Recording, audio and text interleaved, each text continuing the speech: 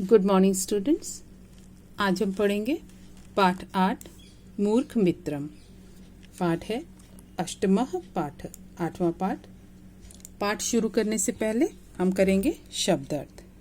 मक्षिका अर्थात मक्खी, प्रासादे अर्थात महल में, व्यजनेन अर्थात पंखे से, ऊपरी अर्थात ऊपर, उपाविशत अर्थात बैठ गई, खड़गेन अर्थात तलवार से, उड्यति स्म उड़ गई, छिन्ना कटी हुई, हंतुम मारने के लिए, तदा तब। चलिए पाठ शुरू करते हैं। पुरा एकस्याम नगर्याम एकः भूपति आसीत्। प्राचीन काल में एक नगर में एक राजा रहता था। तस्य प्रासादे बहवः पशवः आसन्।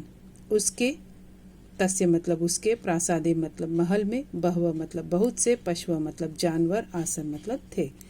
उसके महल में बहुत से जानवर थे। सर्वे पशवः भूपते सेवाम अकुर्वन्। सर्वे सभी पशवः जानवर भूपते राजा की सेवा अकुर्वन् करते थे।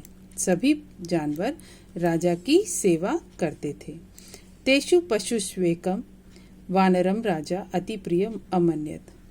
तेषु उन पशुओं में, उन जानवरों में एक बंदर को, वानरम मतलब बंदर को, राजा अति प्रिय अमन्यत मतलब मानते थे, अर्थात उसे बहुत प्यार करते थे। ठीक, एक बार पैराग्राफ फिर से देख लीजिए। पुरा एकस्याम नगर्याम एकः भूपति आसीत्। प्राचीन काल में एक नगर में एक राजा रहता था। तस्य प्रसादे बहवः पशवः आसन। उसके प्रासाद में, महल में बहुत से जानवर रहते थे। सर्वे पशवः भूपते सेवाम अकुर्वन्। सभी जानवर उसकी सेवा, उस राजा की सेवा करते थे। तेषु पशुष्वेकम वानरम राजा अति प्रिय अमन्यत। उन जानवरों में एक बंदर को राजा अति प्रिय मानते थे, अर्थात उसको बहुत प्यार करते थे। ठीक, अब अगला देखो। एकस्मिन् रात्रौ स भूपति निद्रा लीनः आसीत्। एक रात वह राजा, स मतलब वह, भूपति मतलब राजा, निद्रा में लीन अर्थात सो रहा था। निद्रालीन अर्थात सो रहा, आसीत् मतलब था। एकस्मिन् रात्रौ स भूपति निद्रालीनः आसीत्। एक रात वह राजा निद्रा में लीन अर्थात सो रहा था। तदा तब, स वह, वानरः बंदर, व्यजनेन तम मतलब यहाँ पर राजा को, उसको मतलब राजा को, व्यजनेन पंखे से अविजयत हवा कर रहा था। तदा तब, स वानर वह बंदर, तम उसको यानी राजा को, व्यजनेन पंखे से, अविजयत मतलब हवा कर रहा था। सहसा अचानक, एका मक्षिका एक मक्खी, भूपते नासिकाया राजा की नाक के ऊपरी मतलब ऊपर, उपाविशत बैठ गई। सहसा एका मक्षिका भूपते नासिकाया ऊपरी उपाविशत। अचानक एक मक्खी राजा की नाक के ऊपर बैठ गई। ठीक, वानरः ताम मक्षिकाम पुनः पुनः दूरम करोति स्म। बंदर उस मक्खी को पुनः पुनः बार बार दूर करोति करता था। तथापि सा मक्षिका पुनः पुनः आगत्य नृपस्य नासिकायाम एव अतिष्ठत्। तथापि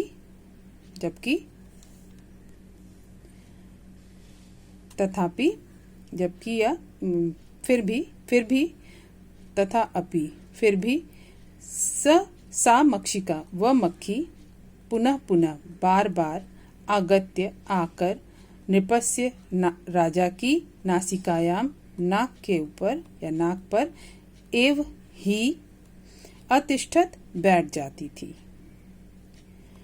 इति दृष्ट्वा स वानरः क्रुद्ध अभवत्। इति यह देखकर, दृष्टवा मतलब देखकर, स वानर वह बंदर क्रुद्ध अभवत क्रोधित हो गया।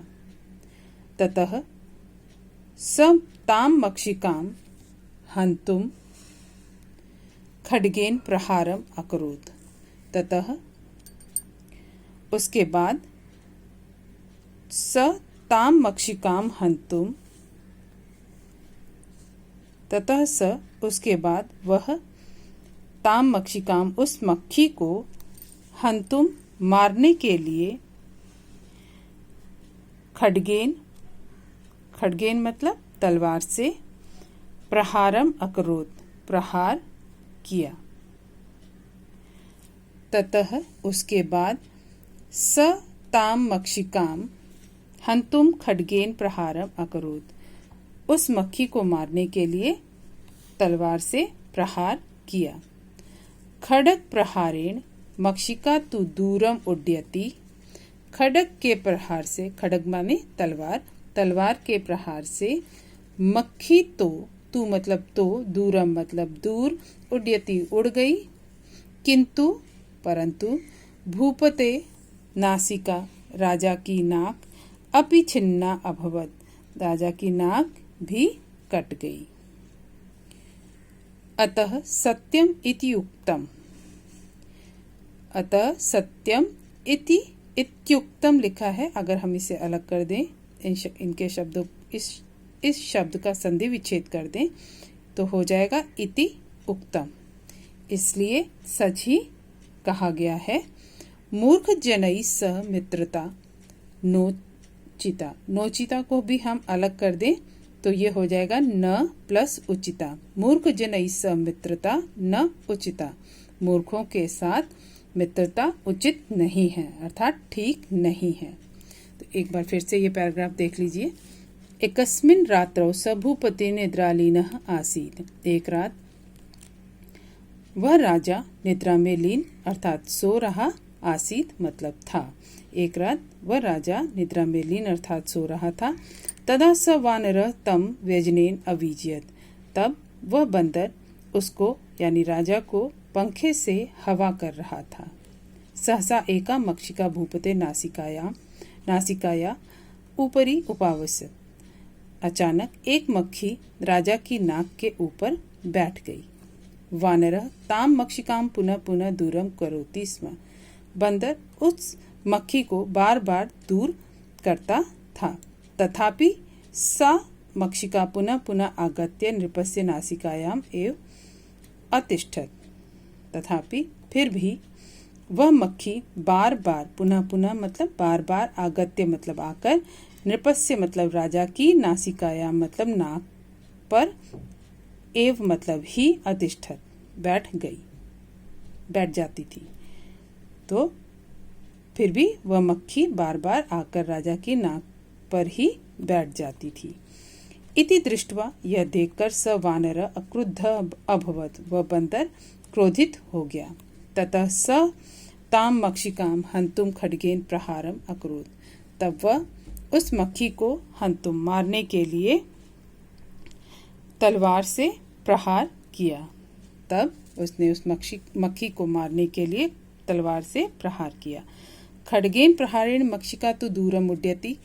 खड्ग के प्रहार से यानी तलवार के प्रहार से तो मक्षिका तो दूर उड़ गई, किंतु भूपते नासिका अपि विच्छिन्ना अभवत, परंतु राजा की नाक भी कट गई। अतः सत्यम इत्युक्तम, इसलिए सच कहा गया है। मूर्ख जनई स मित्रता न उचिता, मूर्ख जन के साथ यानी मूर्खों के साथ मित्रता ठीक नहीं होती। ठीक है, तो पाठ यहाँ पर आपका समाप्त हुआ। पाठ को सही उच्चारण के साथ पढ़िएगा। सारे जो इसमें संस्कृत के शब्द हैं इनको सही ढंग से पढ़िएगा और इनके अर्थ को समझिएगा। एक बार में अगर नहीं समझ में आता है तो वीडियो को बार बार चलाकर देखिएगा, ठीक। और इसके अर्थ को आपको अपनी कॉपी में भी करना है, ठीक है।